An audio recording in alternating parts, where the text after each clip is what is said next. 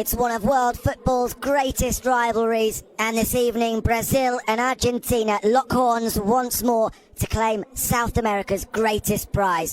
Will it be back-to-back Copa America titles for Brazil, or will Argentina... সম্মানিত প্লেয়ারগণ, আজকের এই ঐতিহাসিক ফুটবল ম্যাচে আমি তোমাকে কিছু উপদেশ দিতে চাই। আচ্ছা, ফুটবল খেলবা সবাই ফুটবলের মতো, যে খেলতে পারবা না সসম্মানে মাঠ ত্যাগ করবা।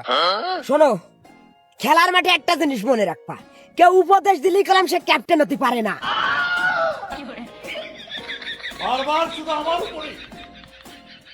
যে যত কথাই বলুক কারোর কথায় কান দেওয়া যাবে না, বিশেষ করে যারা আর্জেন্টিনা সাপোর্ট করে তাদের কথায় তো কোনো গুরুত্ব দেওয়া যাবে না, কারণ তারা খেলা বোঝে না। আর যারা খেলা বোঝে না তাদের সাথে তর্ক করে কোনো লাভ নেই। সবার কাছে একটা অনুরোধ, তোমাকে বেশি কোনো খাটাখাটনি করা লাগবে না, বুঝতে পারিছো? কারণ ব্রাজিল সাপোর্টারের সাথে খেলতেছে তো, ওরা এমনিতে খেলা বোঝেও না আর খেলা পারেও না। ছাড় হবে না, কোনো ছাড় আমরা তাকে দেব না, এক চুল পরিমাণ ছাড়ও আমরা তাকে কি দেব না। আচ্ছা, গোল হবে ঢোকে ঢোকে, ঠিক আছে? তারা চাবে যে তাকে একটু ছাড় দিয়ে আমরা খেলি, কিন্তু না, আমরা তাকে ছাড় দেব না। ঢোকে ঢোকে গোল দিবা, 7 খান সর্বনিম্ন গোল দিবা, তারপরে যে রেস্ট নিবা। কথা ক্লিয়ার? গোল সবাই দিবা, কিন্তু সত্য একটা, 7 খানের বেশি গোল দেওয়া যাবে না, কারণ তাকে 7 খান খা রেকর্ড আছে, আর এই রেকর্ড বজায় রাখবো আমরা।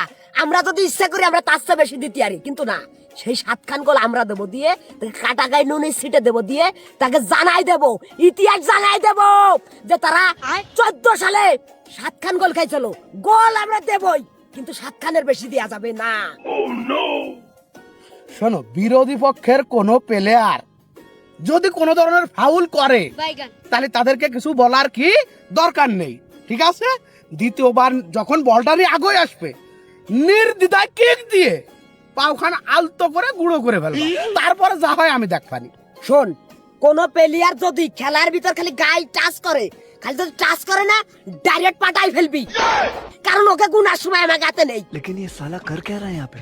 হ্যাঁ, তারা যদি পাটায় ফেলতে চাই আমরা ডাইরেক্ট কি অ্যাকশনে চলে যাব। কি হবে? মনে করো যে এমন হতে পারে যে আমরা ডাইরেক্ট ঘুষোঘুষির লাইনে চলে গেলাম, এমন হতে পারে যে একজন ঘুষি খেয়ে তার নাকটা হারালো, এমন হতে পারে সাইডের তো একজন ঘুষি খালো, তার সামনে দুটো দাগ থাকলো না, কি হতেই পারে। এমন হতে পারে যে লাথি দিলাম, বলের জায়গায় প্লেয়ারের গায়ে লাগি, প্লেয়ারটা উঠতে উঠতে ডাইরেক্ট মাঠের বাইরে যে পড়লো, কি হতে পারে না? হতেই পারে।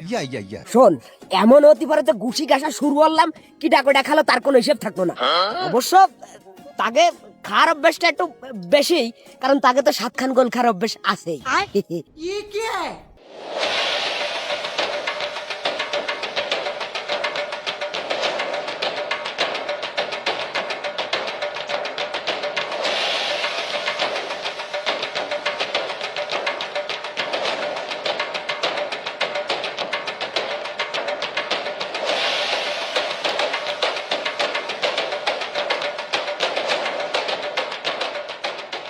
আরে থাম দে, তোরা ফুটবল খেলতে আইছিস না মারামারি করতে আইছিস?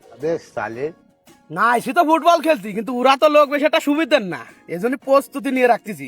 দেখা গেল মারামারিও করা লাগলো, এজন্য একটু প্রস্তুতি নিয়ে রাখছি যাতে সময় মতো গুছিয়েটা মাটিতে না পড়ে। মদন ভাই, তুমি সিনিয়র মানুষ হয়ে যদি এইসব কথা কও, এ কি হয়? হ্যাঁ ভাই, ওকে একটু কতি দাও দি, ওকে তো খালি মহি ফটফুটে, তাছাড়া খেলায় তো জিততে পারে না, ওই মুখ দিয়ে খালি ফটফট ফটফট এইগুলো করে বেড়াই। আর তাছাড়া এমনিতে ওকে মুখ ছাড়া আছে কি, খেলায় জিতুক বা না জিতুক, মুখ দিয়ে ওরা সবসময় জিতে থাকে।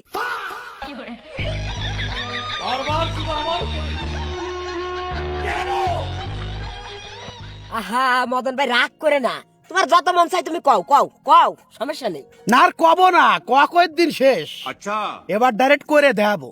তবে খোকা, তোর ভালোর জন্য তোর একটা কথা কয়ে দিচ্ছি, শুনে রাখ।